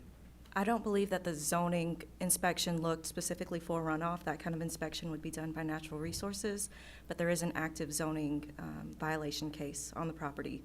So his options are to rezone the property to bring it into compliance to allow for his commercial use, or he will have to remove all of the commercial aspects of the property to bring it into compliance for R1. If we voted and approved it, he's good to do as He he's would- doing now? Yes, because it's general and it would be to C1, he would be allowed to do any of the uses in the C1 zoning jurisdiction. All right, thank you. We will then make him permit the commercial business that is there, bring it into compliance with what all the commercial aspects would be. I guess the question that begs to be asked right now, would the planning board vote? Or how did the planning board vote? It was unanimous. 4 and unanimous, 4. And there were only 5 at there? They have to have at least 5, I right? think it was 6. There were six members there, and they members. unanimously recommended approval. Okay. I feel like my question is the same as Commissioner Keeger. If we've gone out and we've looked in there and there's such issue already of violations, you know, first of all, I think the violations need to be taken care of before anything happens on any zoning or any type of permitting or anything, because that's what but natural resources would have to be involved in that to get that done. So he was caught running a commercial business on a residential piece of property. So the cure to that is either do away with the commercial business or rezone it and establish it to where you can have a commercial business. So he's attempting at this point to rezone it so then we can permit a commercial business to be on the property and bring it into compliance. If you turn down the rezoning, then my zoning officers will go back out and ensure that that commercial business goes away and it goes back to a residential piece of property. As part of that, if there are things that are buried on the property or he has been dumping things into a ravine or whatever in behind, then we will get the proper authorities in to look at that. Well, I just would feel very wrong voting on this thing right now, that's for sure. I agree. That's my question is, we're kind of in the violation process and what's there, whether it contaminates the other gentleman's yard or the school or whatever it may be. We don't understand any of this other than if we vote yes, then all of a sudden he can just go do whatever he wants and nobody really knows what happens other than the permitting process. Can we table it till they can inspect? So doing it this way, we would tell him to remove the commercial business, come in and have it rezoned, and then turn right around and put it back. Commissioner Philbeck? Do we have a motion on the table? We do not. I'll make a motion that we deny this application. Motion made by Commissioner Philbeck to deny. Is there a second? I'll second it for discussion. Seconded by Commissioner Hovis for discussion. Any discussion? Yes, sir. Commissioner Hovis? Does staff know when this property was originally acquired by the applicant and owner? I do not know, but 6 months, 6 years? I'd have to let the owner say. That's what I'm trying to understand the timeline of this. If you could please approach, please. Ms. McGuire. Subject property was purchased as a foreclosed property in December of 2014. 14. Okay. I'm just saying he's had it a significant amount of time to have done the right development process instead of whatever. That's my point. That was my question. Thank you. Any other questions at this time? Motion on the table to deny, seconded by Commissioner Hovis. Any discussion? If you wish to speak, sir? Yes. Your name and address for the, hold on.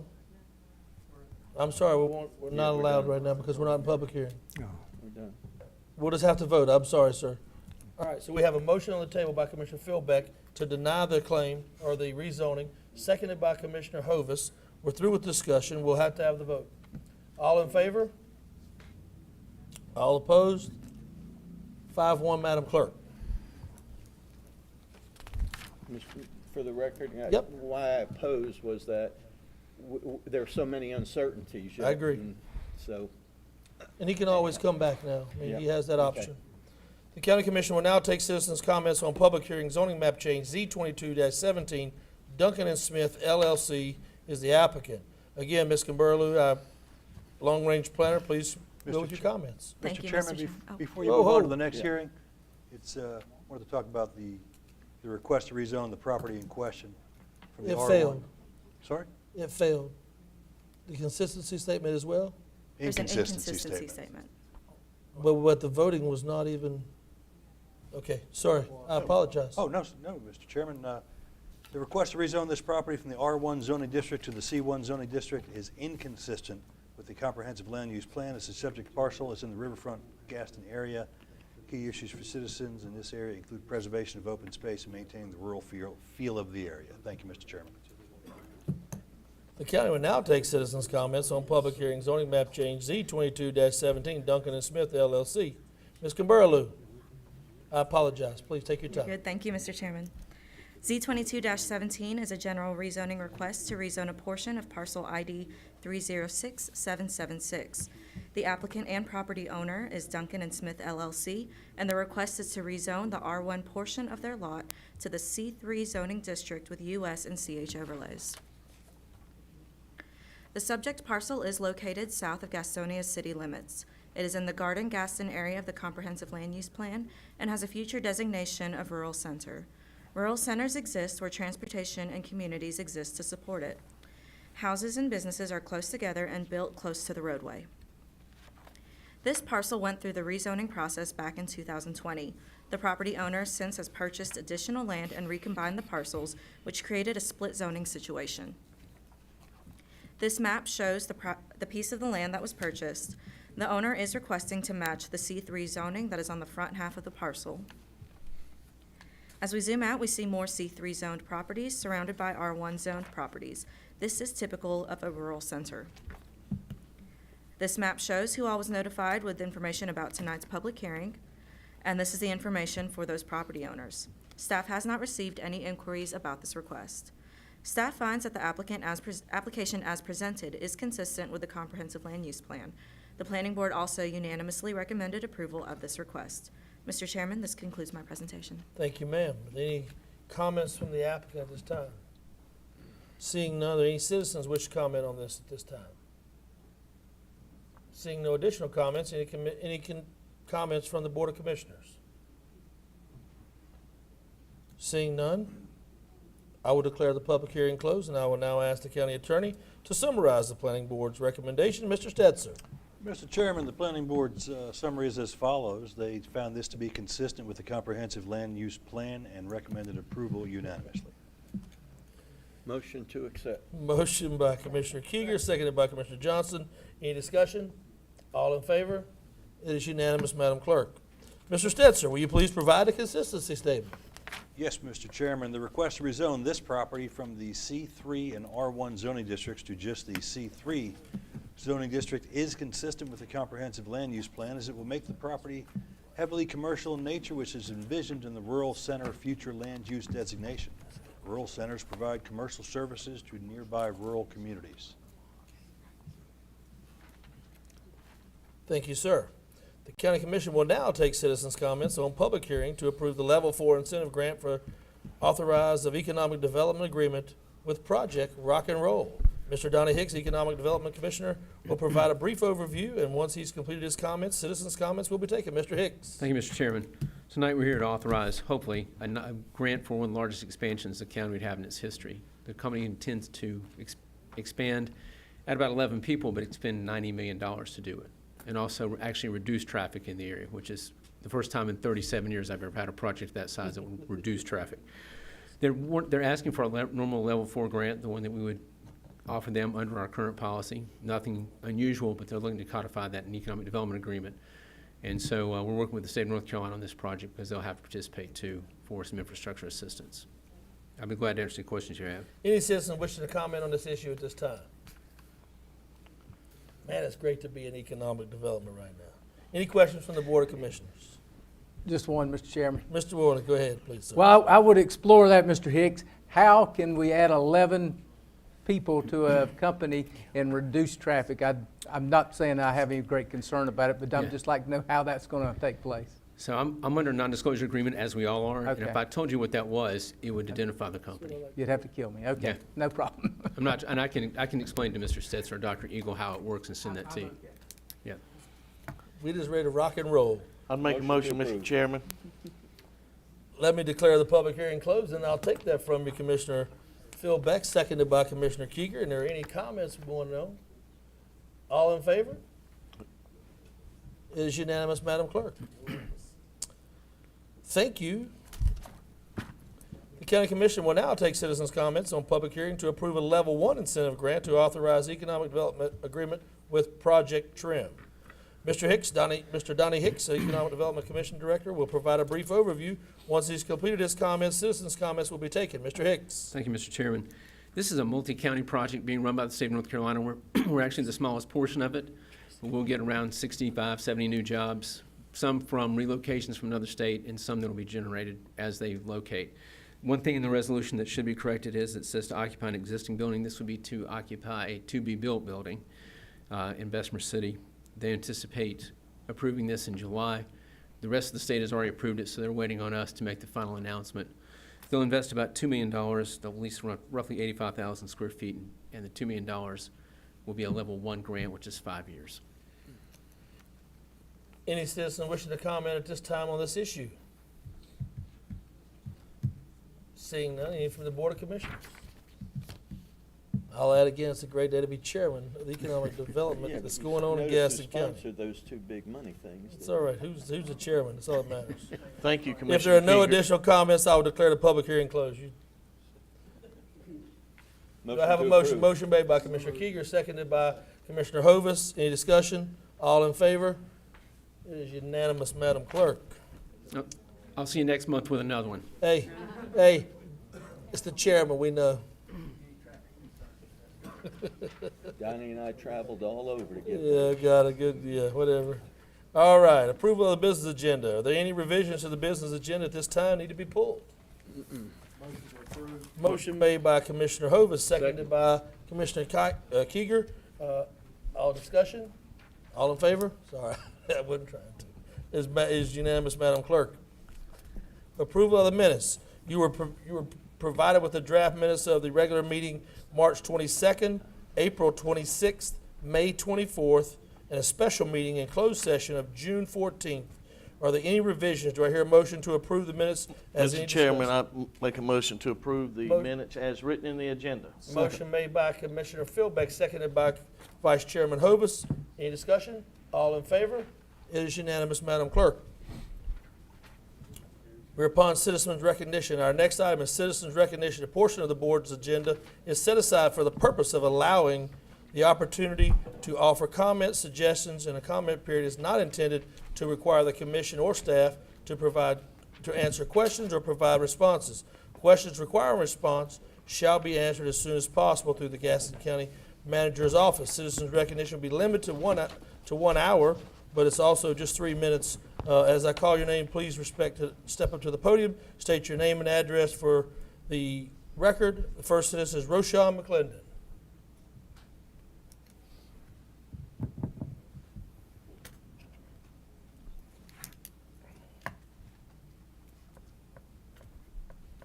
Good evening. My name is Roshan McClendon. I live on Orchard Groves Court in Belmont, North Carolina.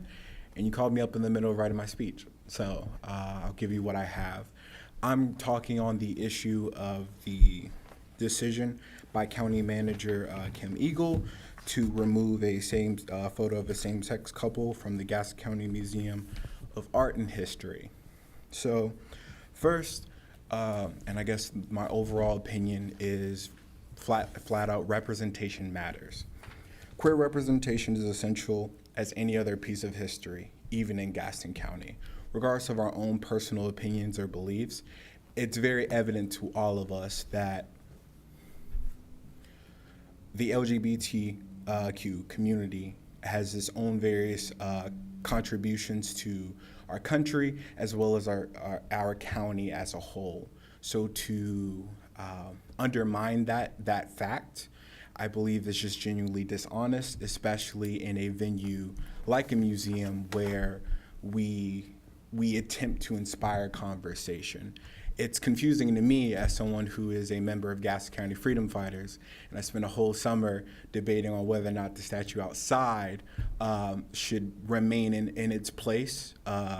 And I believe those with the opposite opinion of me cited historical relevance.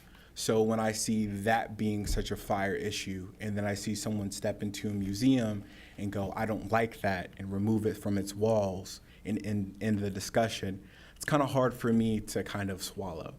And as a member, as an ally, as someone who sees the plight of the queer community in this county especially, one being a conservative one, it seems like that conversation is very needed. And that level of representation is essential.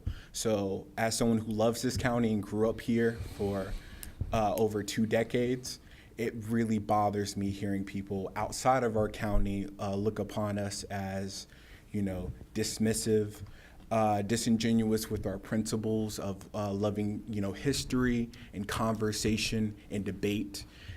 We try to house ourselves, especially in a museum, to have those once again. But to close out, I would just ask that we take a moment to really assess what those principles are.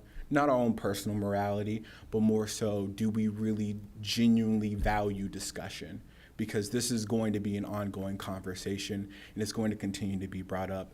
And I look forward to the day that we as a county can step into that realm where that conversation is had in a genuine way. Thank you all. Thank you, sir. I will take a chairman's privilege this time and talk a little bit about it. At this time, there was no dishonesty or no disingenuous given by the county manager. The county manager chose her decision to replace the picture with another picture that better depicted what may be happening as a current event. It was not to subject anyone to take away from anything that happened in the community or the LGBT community. It was as assessment to say, hey, we're trying to get closer and draw our community closer by not having a difference of opinion that would be a firestorm. So basically, when she made that decision, we backed the decision on what she's doing tonight earlier before you got here, just so you know. But that way, I just wanted that to be noted that it was not to be erased. It was simply to be replaced. And the photographer was the one who chose not to replace the picture. That's all. Thank you. Approval of the consent agenda. Do I hear a motion to approve the consent agenda with no items pulled? I'll make that motion. Motion made by Commissioner Worley, seconded by Commissioner Philbeck. Any discussion? All in favor? It is unanimous, Madam Clerk. I didn't know I made this. No items were pulled. No items from majority. Appointments. Appointment list. Commissioner Philbeck. Thank you, Mr. Chairman. I have several. I'll make these all in one motion. Emergency Medical Services Committee, Dr. Andrew Matthews. Gaston County Fire Commission, Mr. Eric Withers. Workforce Development Board, Donna Wagner. And the Parks and Recreation Advisory Board, I did talk to our sheriff tonight. His term is expiring, but he would like to serve another term, so I'll go ahead and reappoint him.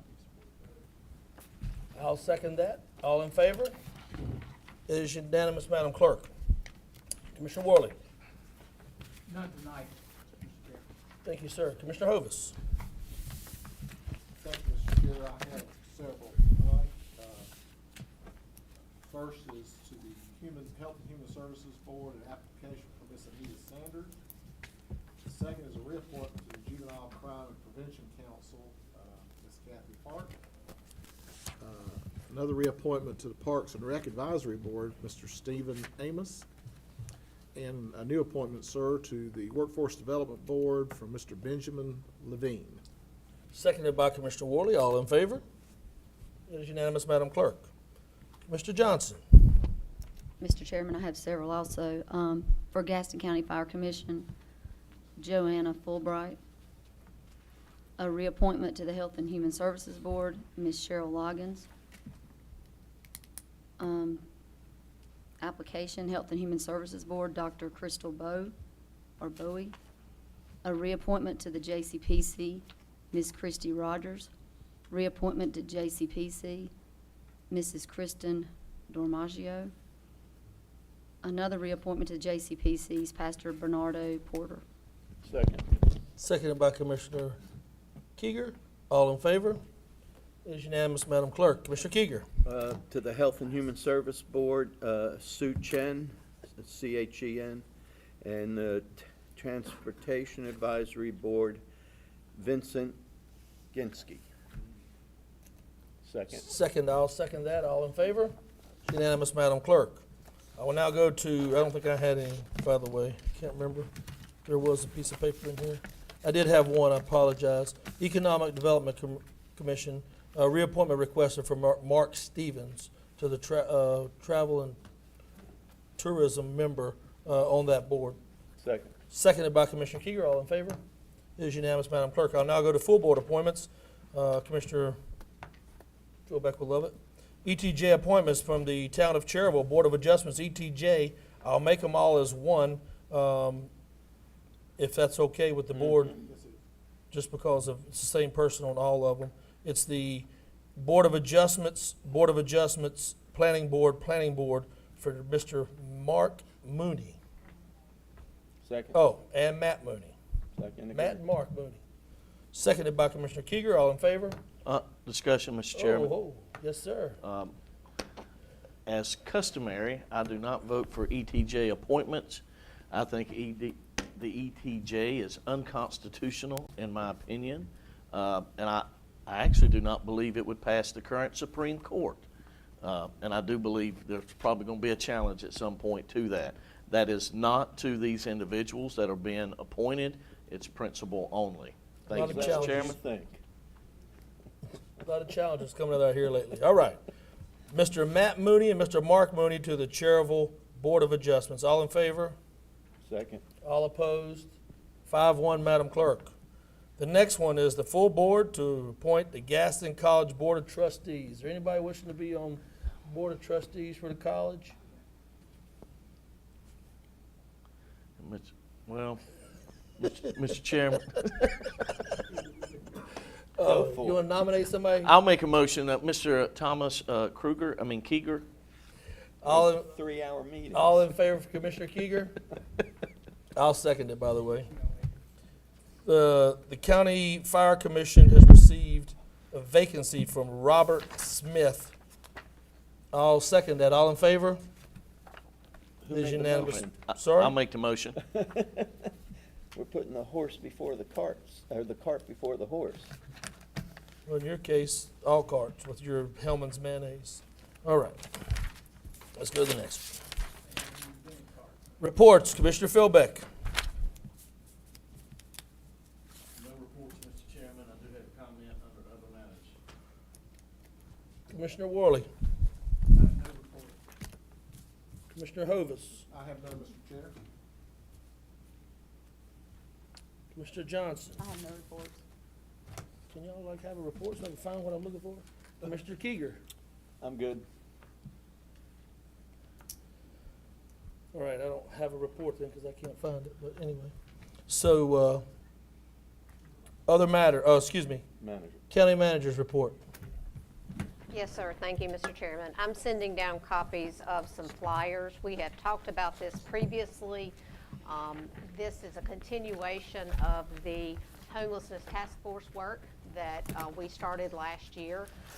This is Hope Fest. It will occur Thursday of this week at the First United Methodist Church. It is being completed via donations, and you can see there on the first copy all of the partners that are participating. This is a test run, if you will, to identify participation and potential use of wraparound services to meet needs in the homeless community. So if you are available, you can see the hours listed there to drop by. I think that would be wonderful. You have 3 copies there for you. You have the Spanish version. You have the regular standard version, and probably most importantly, in the middle is the copy related to transportation routes. We've worked with the municipalities to make sure that folks have access to this event because we are trying to reach the homeless community. So if you need additional information or have questions, let me know, but we're trying to do everything we can to get the word out. And this is a great thing, so shout out to staff for excellent work. That's all I have, sir. The county attorney's report. Thank you, Mr. Chairman. I would report to the full board and to the chairman that the county attorney's office has had a recent success in occupancy tax collections, and I'll provide a full report with the numbers in that. And we're now turning our attention to the small business loan program the board instituted about 2 years ago. There are some loans that are delinquent. We're going to begin some fairly aggressive collections on that. And that's my report, Mr. Chairman. We thank you for your report that you finally have one. Yes, sir. Any other matters will come before this board at this time? Thank you, Mr. Chairman. I have a couple. One, I got a call, well, I would like to see, Ms. County Manager, if there is any type of COVID funds. I was talking to Earl Holwithers at the Dallas Rescue Squad, and as you know, gas is I think it's went from 6,000 to, I think it was 18 or 36,000. It's tough. So I would like to see if there's any help we can do in that area. I think the sheriff currently sits on that board, and he would agree that's a situation. Yes, sir. Thank you, Mr. And also, there were some discussions about the VFW, looking at doing $100,000